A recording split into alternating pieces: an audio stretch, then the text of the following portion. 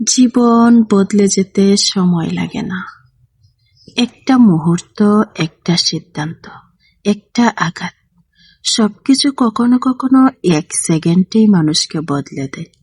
হয়তো আজ তুমি একরকম মনে করছো, কিন্তু ভিতরের কোথাও না কোথাও ইতিমধ্যেই পরিবর্তনের বীজ রূপিত হয়েছে। জীবনের অনেক মোড় ঠিক এমন আকস্মিকভাবে আসে, যেদিকে তুমি তাকিয়েও দেখো না, তবুও সেটা তোমাকে টেনে নিয়ে যায় নতুন পথে। তবু কখনো কখনো সময়কে বদলাতে পুরো জীবনটাই লেগে যায়।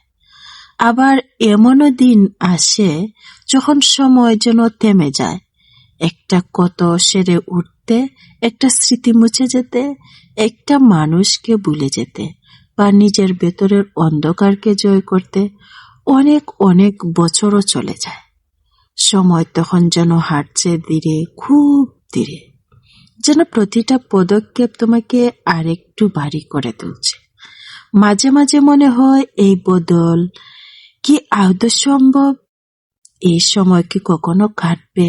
কিন্তু জীবন সেখানেও ধৈর্য শেখায়, অপেক্ষা। যখন অন্তর থেকে কিছু চিহ্ন হয়, তখন থেকেই শুরু হয় নতুন এক যাত্রা। কোনো সম্পর্ক, কোনো আশা, কোনো স্বপ্ন, বা নিজের খুব কাছের কোনো অনুভূতি যখন ভেঙে যায়, তখন সেই ভাঙ্গন থেকে জন্ম নেয় এক নতুন পথ। এই পথটি কখনো কখনো শব্দে ভরা নয়, এটি হয় নিঃশব্দ, খুব নীরব।